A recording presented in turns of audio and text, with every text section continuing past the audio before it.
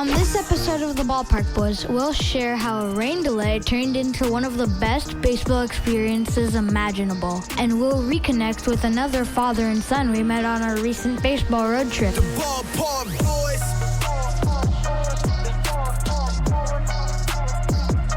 The Ballpark Boys.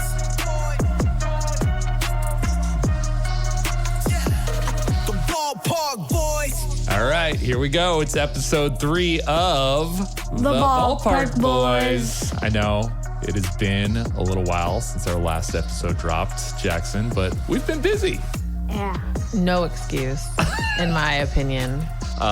So we do officially have a new addition to the show. Jenny Bunny is now an official contributor to the Ballpark Boys podcast. Welcome. Thank you, I think. Yeah. She brings a lot of life to the podcast. I think she makes us funnier, Jackson. What do you think? I agree. I think you guys like when I don't know something and you laugh at me. That's what makes it funnier. There are various elements that add to the dynamic. But I think when you're here, it's a lot of, the way that things are around our dinner table at home. And I think that's a fair dynamic to bring to our conversation. So Jenny Bunny will be joining us for the majority of these conversations now, Jackson. And I think that's an improvement, right? Mm-hmm. I think we should say Jenny Bunny will be on this episode and future episodes TBD. Okay, yep, whatever makes you happy. But this episode, as I was saying, we've been busy. Jackson, you have been playing baseball. At one point, you were on 3 different teams, rec ball, little league, and travel ball, right? 3 teams at the same time. That's a whole lot of baseball. It is. I was coaching some of that, so, that takes up a little bit of time. I was doing scoreboard and game changer and snack mom. See, a fantastic contributor already to the Ballpark Boys. Thank you, Jenny, for making it all happen. And of course, we've been traveling quite a bit. Our current ballpark count as of the recording of this episode, July 2026. How many ballparks are we at, Jackson? 64? Not quite, 62, but we'll be to 64 soon, I'm sure. But our biggest collection of new dates was spring break this year when we got out there and we saw games in 8 new ballparks over the course of 7 days. That's a lot of baseball. And Jackson is holding up fingers. No one can hear your fingers on the podcast. Isn't it 9 because of that old stadium? That was the 8th. That was the 8 in 7 days. We went to Rickwood. And we'll be talking about all of this stuff on future episodes of the Ballpark Boys. We actually did a bunch of interviews along the way that will be coming to the Ballpark Boys podcast very, very soon. And we ourselves were interviewed a few times, twice on TV, once on the radio. Jon and Jackson Manuel, the Ballpark Boys. A unique father-son duo that's put in the miles, as we like to say, across the Southeast. Jon and Jackson Manuel doing quite the spring break road trip. This father-son duo, they're from California, but they're just hitting ballparks all across the country. Jackson, what did you think of those experiences being on the other end of the interview process? They were a little nerve-wracking, but in the end, they were fun. What did you like more, TV or radio? TV. Why? Because you think you're cute. You are. Thank you. But no. They just seemed more interactive. And the other thing that we've been doing over the past few months is really focusing on content on our social platforms. TikTok, Instagram, YouTube, at the Ballpark Boys. Please, if you're not already, go and follow us on those platforms. And you can see all these videos, including some of the interviews that you just heard little clips of. They're all posted up there now. So later in this episode, we will hear from some new friends that we made on that spring break road trip. But right now, one of my favorite ballpark experiences ever happened on that spring break road trip. It was ballpark number 54. Can you guess which one I'm thinking about, Jackson? Braves? Nope. A couple of days after that, we saw the Memphis Redbirds. Oh, yeah. The Ballpark Boys. April 2nd, 2026, the Norfolk Tides were the visiting team playing the Memphis Redbirds. Tell us about the seats that we had for that game. They were so cool. We sat right next to the dugout. We got to meet some of the players. Yeah, and I was just going to say, by the end of the game, you were on some pretty good terms with some of the guys in the dugout, right? Yeah. What do you remember most about the ballpark? It's surprisingly big for a minor league stadium. I love that you said that and that you recognize that. Do you know why? No, I don't know why. So, AutoZone Park is the name of this park. It's in downtown Memphis. It opened in the year 2000. And at the time it was built, 26 years ago, it cost $80 million. Whoa. And at the time, that was the most expensive facility ever constructed for minor league baseball. And the architects designed it specifically because they wanted it to meet Major League Baseball specifications. So that's why it's so big, is because they wanted to make it so that if Memphis were to ever get a Major League Baseball team, this park could be modified and hold enough people to meet the guidelines of Major League Baseball. Isn't that fun? So you're saying that the Memphis minor league team is playing in a bigger and better ballpark than the A's currently? Okay, yep. The Athletics, which don't currently have a city designation in front of their name. They're just known as the Athletics. But yes, they do play at Sutter Health Park in West Sacramento, California. I would say the Memphis ballpark is better than Sutter Health. It's more up to date. And bigger. Bigger, definitely bigger. They have multiple levels, including like club. And it's. But it's you a nice would argue that seeing Major League Baseball in a small stadium like Sutter Health Park, yep. Sutter Health Park is kind of an awesome and amazing experience. It is. It's a great experience. But I would say that the ballpark in Memphis is better than the ballpark in West Sacramento. I just don't think the Athletics had any interest in playing. Anyway, we went on this weird tangent. But that's what I'm here for. Yeah, you know I like to go on tangents. Yep. Absolutely. I'm sure we'll hear more of those.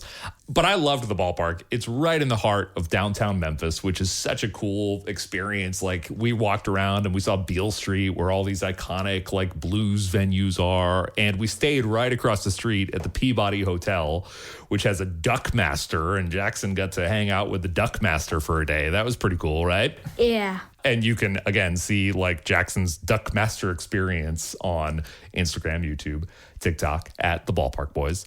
But these guys in the dugout that you got tight with, how did that come about? It was a huge rain delay, like a good 30 minutes to an hour. And it just started pouring out of nowhere. Yeah. And we stayed the entire time. We stayed for the end of the game. And I think that earned you a lot of points, Jackson, because the rain is just pouring at one point. Everyone left. Or at least everyone retreated up to the concourse where, they had coverage from the rain. But Jackson was still hanging out next to the dugout, which the players were hanging out in, getting soaking wet with a baseball, asking them to sign it. And I think you earned some respect from the players as that was happening. Yeah, definitely. You not only walked away with a signed baseball from a bunch of guys who were on the field that day, but what did the manager, Ben Johnson, give you on your way out after the game? He gave me his lineup card for the game. It was pretty awesome. I have never seen anyone I've heard about it, but I've never seen anyone actually receive a lineup card from a manager. And you still got that, right? Like in your room with that ball? Yeah. It was such a good team. 3 of those guys who we saw play in April are now on the St. Louis Cardinals. They got called up from Memphis Redbirds, the AAA team, to the St. Louis Cardinals. Brian Torres, Cesar Prieto, and Blaze Jordan, and they all signed your ball. Pretty cool. Yep. And you also get to go on the field because, again, this rain delay happened and no shade, but a lot of people left. So by the end of the game, there were maybe 20 of us, but they still wanted to do like the on-field promotions and contests and stuff. So what did you get to go on the field and do? Sunflower toss. The camera was on you. The host was like, and here's Jackson. Yeah, one throw, make it count. Come on, Jackson. I threw a beanbag into a bucket full of sunflowers, and I got to take the seeds home. It's pretty cool in-game promotion. Maybe that was like their D-list promotion since there were only 20 people there. Yeah, it was one of the first games of the season. I think, the in-game host was really just trying to kind of get his reps in. But, you got to get on the field there and score even more points with the players there on the Memphis City Redbirds. That was such a cool experience. My only observation that I thought was kind of weird about the ballpark, they don't serve Coke or Pepsi. They serve RC. That just seems they're old school. Yeah, this was the first year they served RC, though. So, what did they serve the year prior? Either Coke or Pepsi, I forget. Oh. But I was talking to one of the bartenders, and she's like, yep, all we've got is RC. I don't know if I've ever had RC. The Ballpark Boys. A couple of days before the game in Memphis, we met a father and son who were also on a baseball road trip. And right now, we're calling Russell and his son Boss on FaceTime to check in. Hello. Russell, Boss. How you doing, bud? The last time we saw you guys was in Atlanta, Georgia at the Braves game. And it just so happened that we had seats right next to you, basically, in left field for that game. And we just started talking and realized that you guys are on a similar quest to do a similar thing. Such kind of a crazy way the stars align for that. Oh, absolutely. Yeah, we were talking about that the happenstances to make that happen. The stars definitely aligned properly. It just opened my eyes. It made me wonder how many other fathers and sons are out there doing the exact same thing that we are. Oh, absolutely. We were thinking the same thing. So after the Braves, that was towards the beginning of your road trip that you guys were on, right? It was kind of actually right in the middle. Where did you go afterwards? I think you said that you were going to end up in Louisville. Yes, sir. Yeah, actually, after that, we went, and the next night we were back in Atlanta for the Georgia Tech-Auburn game at Georgia Tech. I love it. Which was the energy was unbelievable at that game. That was Boss's favorite game that we went to. Then the following night, that Wednesday, we drove up to Charlotte at the Knight Stadium. They had Wake Forest Clemson, and he's a diehard Clemson fan. I'm Wake Forest through and through. And Wake Forest ruled them that game, so it was a very wonderful game for me. Congratulations. Appreciate that. He talks a lot of trash to me during football season, so it was nice to earn one back. Absolutely. For a little while. I love it, love it. Then we drove the next day over to Louisville, and my mom lives right outside of Louisville in Indiana, so we drove in. We had a little family reunion at the game. Had all my cousins and my uncle and whatnot met us there, and then we drove on back with my mom the next day and got on home. And it sounds like there's so many parallels, because a big part of the reason that we enjoy doing this is so we can see people along the way, whether it's friends or family, or just get to parts of the country that we might not otherwise get to. And just seeing people and being able to spend time in person, and like you said, have little mini family reunions. And that's something that I've come to appreciate so much, is the time spent in the car, where it's just dad and son, and, you guys are just hanging out and having conversations that might not happen if you weren't confined in such a small space. We talk about that all the time, don't we? The ride's the best part of the trip. It's seeing what you see, the time, like you say, the time spent together, seeing the world's largest roller skate along the way, or whatever else you can find. We're never going to get this time back. And we're both at a point where our kids are willing to spend some time with us. And I just feel like it's the most magical time in the world for me, that we get to do something that we're all enjoying at the same time. It's so, so cool. Absolutely. And if anything you can wrap up in baseball, it just makes it that much better. So. Exactly. Is there any little lesson that you feel like you've learned along the way, or you've kind of taken with you from this experience? Just experience every bit that we can. Everybody tells me, I can't believe y'all are doing so much. I don't see how you keep up with it. You need to slow down. Even this one gets tired on me sometimes. And, do we have to go to another one? Yeah, we do. And we're going to make it, and we're going to push through, and because we're never going to get this time back. So we got to make the most of it while we can. You're saying exactly the things that I say to this guy all the time. I love that he's hearing it from someone else. And what's your ballpark count right now? We've been to 23 different parks, because we go to the Biloxi Park that's near here. Mm-hmm. They have a lot of, the Charlotte Knights had the Wake Forest Clemson game and whatnot. So they have Southern Miss versus Mississippi State and so on and so forth. So we go to some of the same venues, but so far we're at 23 parks, but we've seen 36 or 37 different teams. That's huge, in baseball. Man. Jackson, you got some questions for Boss or Russell? What was your guys' favorite ballpark? Probably Clemson. Clemson was cool.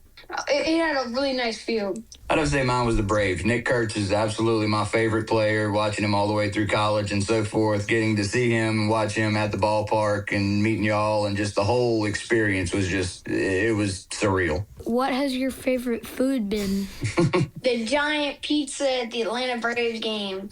Definitely. Mine would have to be the barbecue macaroni and cheese at Clemson. Sounds delicious. The pulled pork in North Carolina is unmatched. So putting that on a tub of macaroni and cheese is the best stuff in the world. Makes sense. Well, I got a question for you. Who's your favorite player? Mookie, Shohei, and Yamamoto are all tied. That's a good trio right there. It's something that I appreciate so much. You know, obviously Jackson growing up in LA, he is a Dodgers fan. And I think it helps put in perspective that not every team out there is the Dodgers, but baseball is so cool regardless, right? Like, it's so important to me that he understands that not most kids get to see their favorite team win the World Series back-to-back years with such this powerhouse team.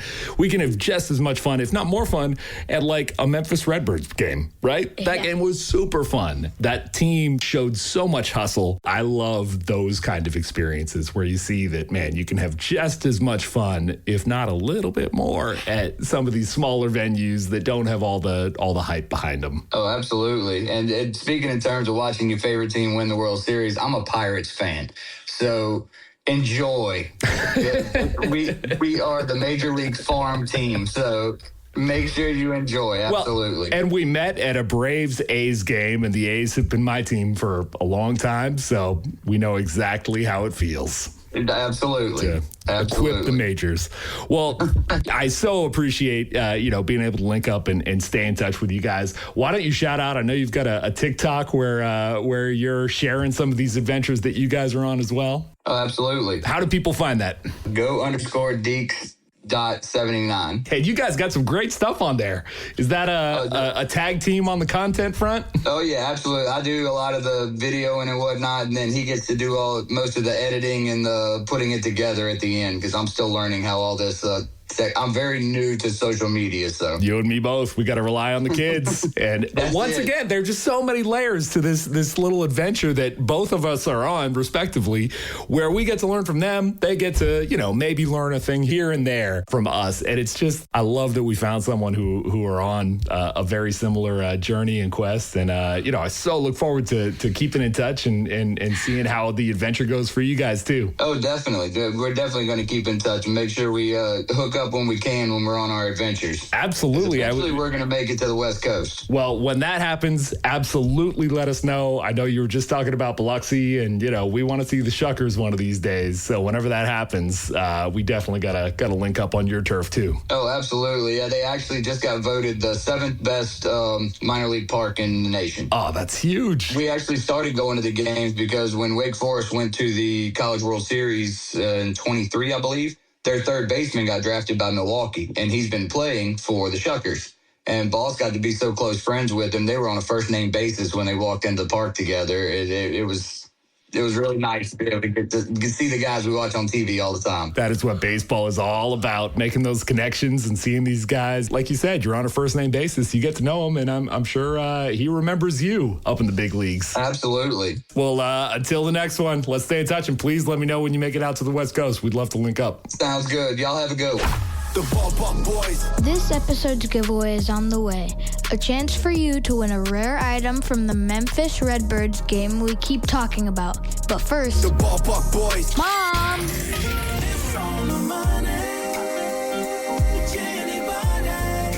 It's that portion of the podcast where Mom joins us on the money with Jenny Bunny to break down the financial side of baseball. What you got for us today, Jenny? I want to talk about the different types of fans and travel and how much they spend. Yeah, I guess there are kind of different calibers of traveling fan, huh? Definitely. First, I'll give you the categories, and then I want you to tell me which one you think you might be before I give you the details of each category. Okay.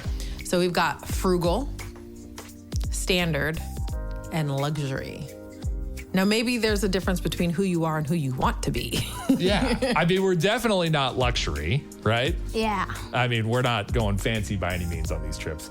Standard, I'm not sure. I tend to think of ourselves as like frugal, right? Like we, rent a car and we drive and we get the hotel buffet and we're not going fancy on these trips. What do you think, bud? I'd agree for some of the trips. Well, why don't you break it down and kind of let us know what those differentiations mean? All right, so we'll start with frugal, which I always love. The fans that are frugal tend to sleep in their cars. Okay, that's not Okay, us. never mind. I take that back. I'm not sleeping in a car. They use credit card points for flights. Okay, that's smart. Yep, we do that. We do. Yeah.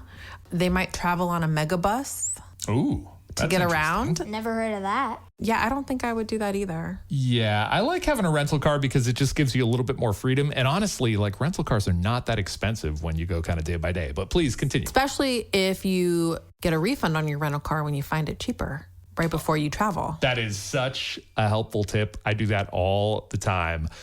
You book a rental car, right? You don't prepay it. You just reserve it.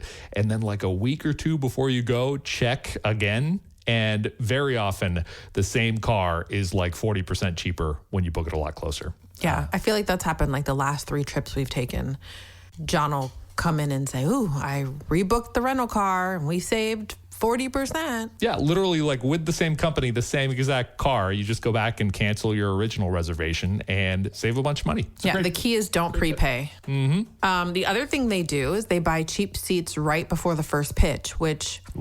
You know, I feel like you guys have done that a time or two. Like if you decide to go to a last minute game nearby, locally or something. Yeah. That's easy. That gives me a little bit of anxiety though, like showing up to a ballpark and not having actual tickets when we get there. I don't know. I think it depends on who they're playing. Like you can't just show up to Dodger Stadium and expect to buy tickets right before the first pitch. But maybe like where the A's play if they're playing somebody not super popular. Yep. You know, you never know. Anyway, okay. The frugal fan also sneaks in their own peanuts and water bottle. Ooh. And I wouldn't say frugal, I'd say smart, especially water. Like, I think we talked about this on a different podcast, how expensive concessions are. So if they let you bring in your water bottle, even if it's empty when you enter the park and just fill it Absolutely. up there, by all means, save yourself $6. That's one of our requirements when we're at games. I'm like, Jackson, you got your water bottle? And so many stadiums, basically all of them that we've been to recently, have those like water refill stations that fill up the water bottles Specifically for water bottles. super quickly. Yep, Yeah. super handy.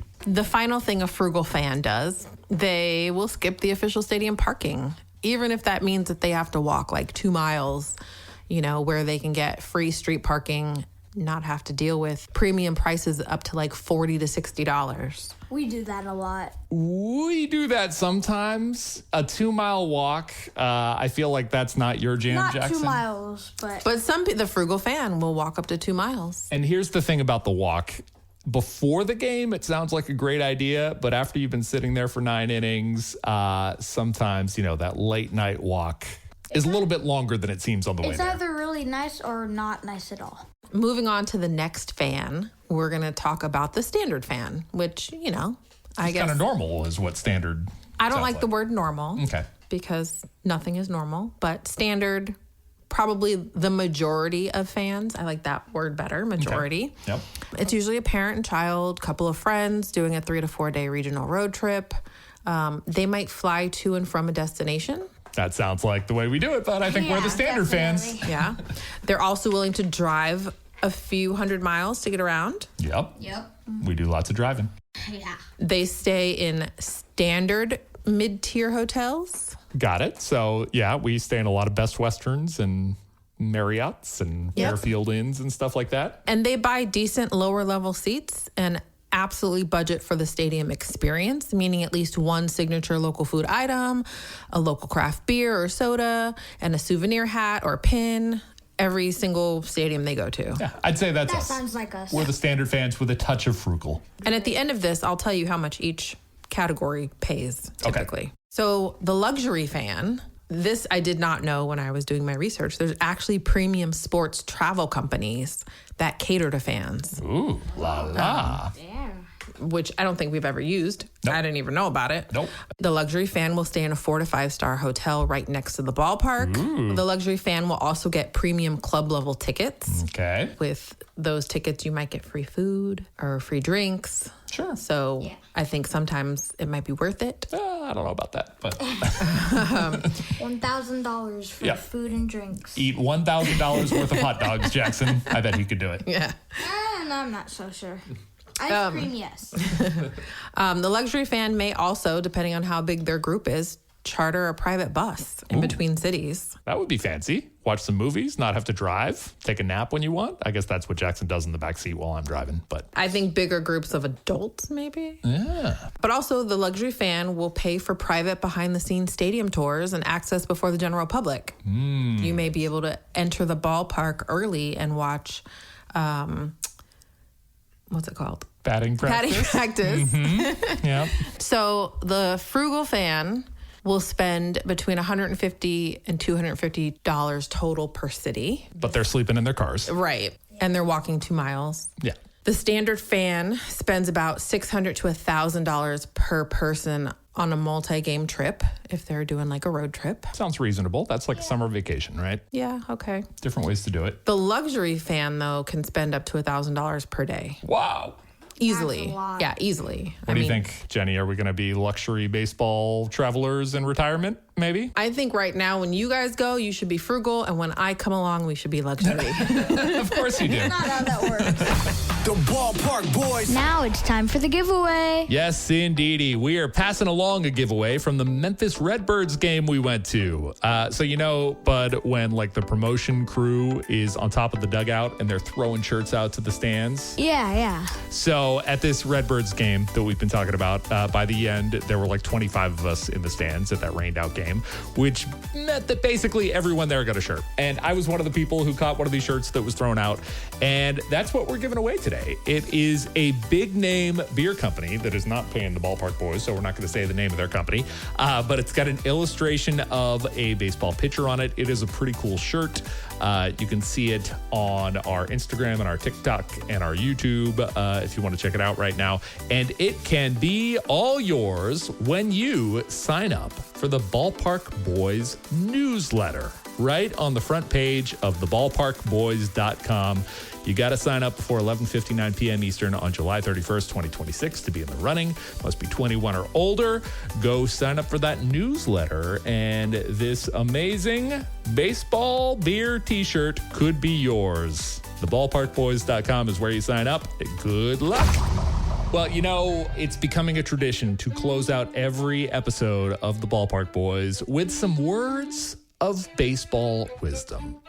So this guy was a Hall of Fame catcher for the New York Yankees, a 10-time World Series champion, one of the greatest players to ever play the game of baseball, Yogi Berra. And I love this quote for so many reasons. I want you to really hear this quote, and I want you to think about what it means, Jackson. When you come to a fork in the road, take it. What do you think that means? Oh, boy. When you come to a fork in the road, take it. Maybe like when you get 2 different options, both are good, take them. I love that interpretation. The way that I look at it is that you just kind of keep moving. And really, there's no wrong answer, right? Sometimes people spend so much time trying to decide between left or right, which way do I go? Just pick a way. And it's going to be an adventure. College or combine. Someone's been playing MLB The Show quite a bit, huh? Yeah. But either way, left or right, it's going to be an adventure. You're going to have a good time. Chances are. So loving that quote from Yogi Berra. Thank you so much for listening to our 3rd episode here of The Ballpark Boys. You can follow along with us on Instagram, TikTok, YouTube, and now Substack at The Ballpark Boys. And hey, we will see you here next time on this podcast we call The Ballpark Boys. Ballpark Boys.